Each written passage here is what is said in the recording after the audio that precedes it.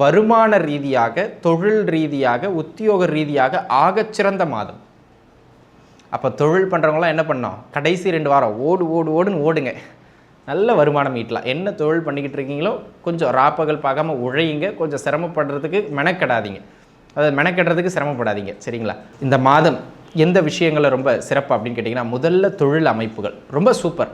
அதுவும் மாதத்தின் ஆரம்பத்தை விட மாதத்தின் பிற்பகுதி, அதாவது முதல் 13 நாட்கள், பின் 13, 14 நாட்கள் பிரிச்சுக்கலாம். அந்த 16ஆம் தேதிக்கு பிறகுல இருந்து ஓம் நம சிவாய, தென்னாடுடைய சிவனே போற்றி, எந்நாட்டவர்க்கும் இறைவா போற்றி, எம் தொலைக்காட்சி நேயர்கள் அனைவருக்கும் ஜோதிடர் யோகி ஜெயப்பிரகாஷின் அன்பான வணக்கங்கள். அன்பு நேயர்களே, இந்த பதிவில் நம்ம எதை பற்றி பார்க்க போகிறோம் அப்படின்னு கேட்டுக்கிட்டிங்கன்னா, ரிஷப ராசி நேயர்களுக்கு பிப்ரவரி மாதம் எப்படி இருக்கும், கோச்சார் அடிப்படையில் சில கிரகங்களின் நகர்வை வைத்து இந்த மாதம் பொது பலனின் அடிப்படையில் எப்படி இருக்கும் அப்படிங்கிறத நம்ம பார்க்க போகிறோம். சரிங்களா?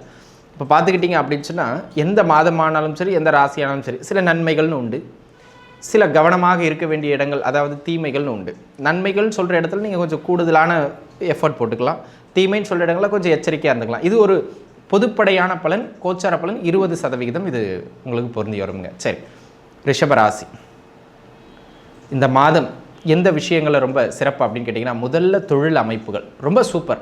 அதுவும் மாதத்தின் ஆரம்பத்தை விட மாதத்தின் பிற்பகுதி, அதாவது முதல் 13 நாட்கள், பின் 13, 14 நாட்கள் பிரிச்சுக்கலாம். அந்த 16ஆம் தேதிக்கு பிறகுல இருந்து நல்ல வளர்ச்சியை கொடுக்கின்ற கடைசி ஒரு 12, 13 நாள் ரொம்ப சூப்பருங்க. இந்த மாதம் பிப்ரவரி மாதத்தினுடைய பிற்பகுதி வருமான ரீதியாக, தொழில் ரீதியாக, உத்தியோக ரீதியாக ஆகச்சிறந்த மாதம்.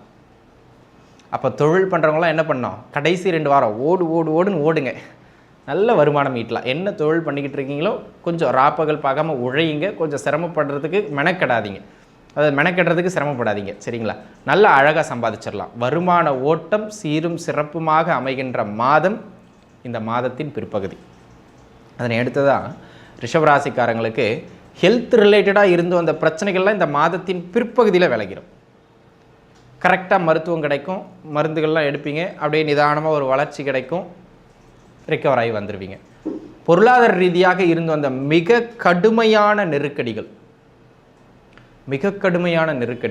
அப்படியே படிப்படியாக குறைஞ்சி போயிடும்.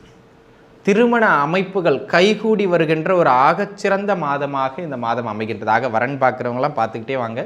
திருமண அமைப்புகள் கைகூடி வருகின்ற ஒரு சிறப்பான மாதம் இது, அதில் ஒன்றும் மாற்று கருத்து கிடையாது. புத்திர பாக்கியத்திற்கும் இது மிகச்சிறப்பு. கல்யாணம், புத்திர பாக்கியத்தை இது தடை பண்ணாது, அற்புதமான முறையில் இருக்குது, தாராளமாக முயற்சி செய்யலாம்.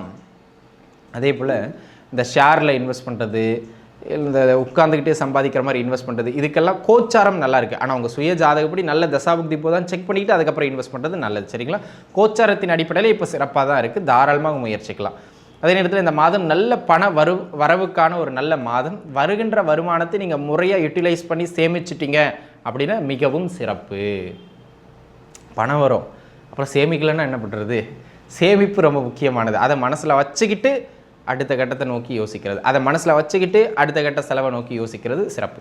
சரிங்க, இந்த மாதத்தை பொறுத்த மட்டிலும் பார்த்தீங்கன்னா, உங்கள் வாழ்க்கை துணையின் வழியிலிருந்து ஒரு நல்ல அங்கீகாரமோ மரியாதையோ உங்களுக்கு கிடைக்கும். உங்கள் வாழ்க்கை துணை வழியிலிருந்து, நீங்கள் ஆணாக இருக்கீங்கன்னா உங்கள் மனைவி வழியிலிருந்து, நீங்கள் பெண்ணாக இருக்கீங்கன்னா உங்கள் கணவர் வழியிலிருந்து ஒரு நல்ல மதிப்பு, மரியாதை, அந்தஸ்து உங்களுக்கு கிடைக்கும். உங்கள் வாழ்க்கை துணையின் மூலமாக உங்களுக்கு கிடைக்கும்.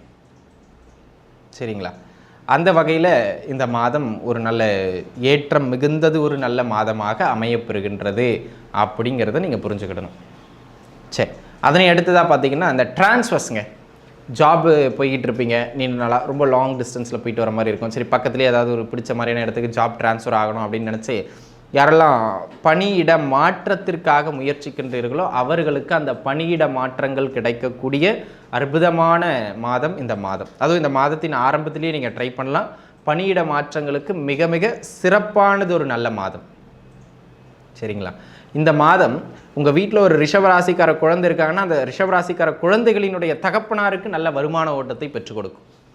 அந்த மாதிரியான ஒரு அமைப்புடைய நல்ல மாதமாக அமைகின்றது. கொஞ்சம் செலவினங்கள் மட்டும் அப்பப்போ கொஞ்சம் எட்டி பார்த்துரும். சரிங்களா?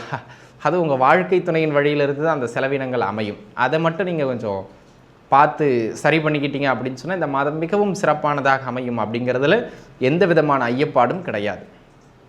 பூர்வீக சொத்துக்கள், அதே போல் இந்த பூர்வீக பொருட்கள் இந்த மாதிரியான விஷயங்களில் இருந்து வந்த பிரச்சனைகள்லாம் இப்போ உங்களுக்கு சுமூகமாக முடியும்.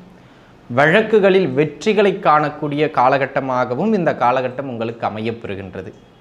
ஆக எனதருமை ரிஷபராசி நேயர்களே, இதெல்லாம் உங்களுக்கு மேக்சிமம் நற்பலன்களை கொடுக்கின்ற, நல்ல பலன்கள் மேலோங்கிய வண்ணம் காணப்படுகின்ற ஒரு மாதமாகவே இந்த மாதம் உங்களுக்கு அமையப்பெறுகின்றது.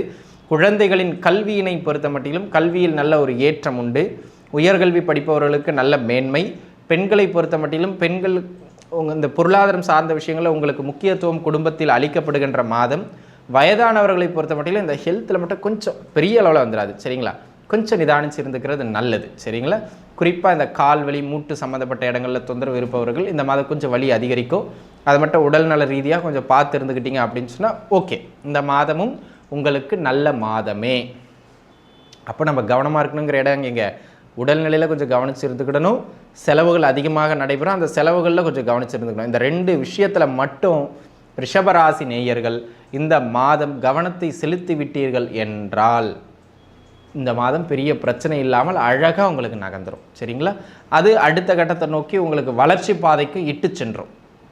அந்த அமைப்புகளில் இந்த மாதம் ஒரு மேன்மை மிகுந்த மாதம் அப்படிங்கிறத நீங்கள் புரிஞ்சுக்கிடணும், சரிங்களா? எல்லா விதத்திலும். அப்போது இந்த மாதிரி நல்ல மாதங்கள் வரும்போது தொழில் ரீதியாக மெனக்கெட்டு உழைக்கணும். உழைச்சிட்டிங்கன்னா அடுத்தடுத்து நகர்ந்து போய்கிட்டே இருக்கலாம். வருமானத்திற்கான அமைப்புகள் சிறப்பாக இருக்கின்ற பொழுது உழைக்கிறதுக்கு தயங்கிறது தவறு இல்லையா? அதை தயங்காமல் பண்ணணும். அதை பண்ணிட்டீங்க சிறப்பு அப்படிங்கிற மாதிரியான அமைப்புகளுக்கு ஏற்றம் மிகுந்து வந்துவிடும் நண்பர்களே.